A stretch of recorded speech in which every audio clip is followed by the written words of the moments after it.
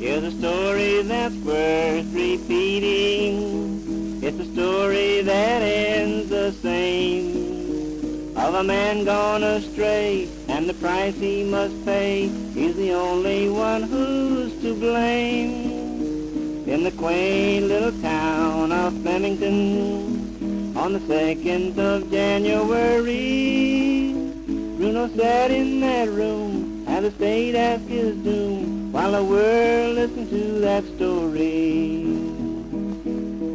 On the jury sat 4 good women, on the jury sat 8 good men, and the judge said proceed, and the state said indeed, while the defense said go prove it then.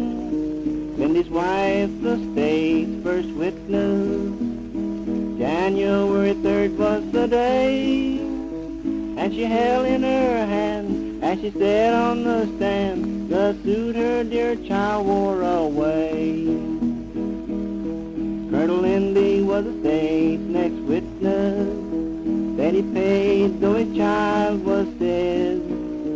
Under oath there he swore that he heard hey doctor, just the same as Hauptmann had said. It was the 9th when they called Doc Condon, and he said with a voice that rang true, that the kidnapper John was Bruno Hauptmann. Bruno turned pale when Jaffsy got through.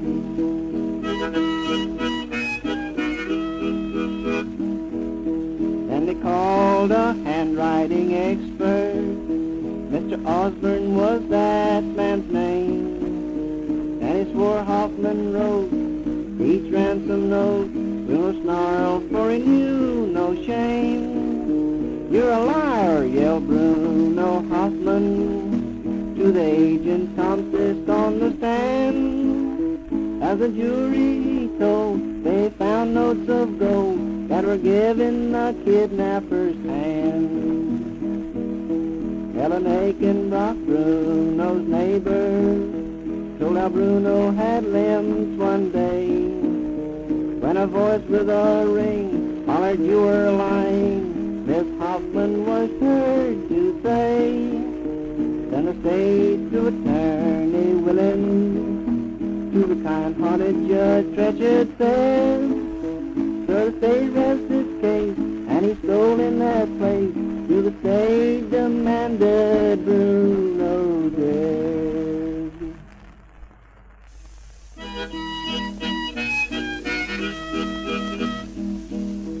The defense called their first witness, January the 24th day.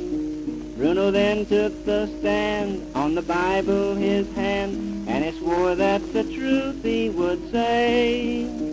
On the 28th he admitted that he lied to the New York police. In a voice hoarse and bold, then his story he told the jury he was with his knees. Bruno Hauptmann was cross-examined, and this was what he told.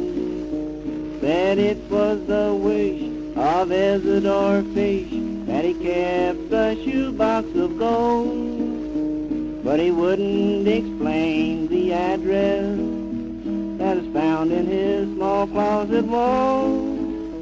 First he answered with yes, then he said no, I guess, and the jury listened to it all. When they asked why he hid that money in the wall with the auger hole, well, he mumbled a sigh, trying hard to reply just how to explain his bankroll.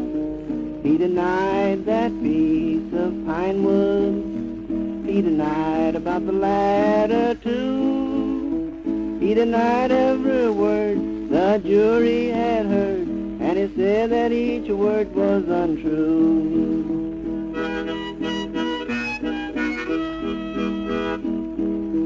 On the 13th day of February, the a judge charged the jury, and he said, judge him fair when you all get in there, and deliberate honestly. On the jury sat 4 good women, on the jury sat 8 good men. When the jury came out, not a face had a doubt, they had dealt true justice then.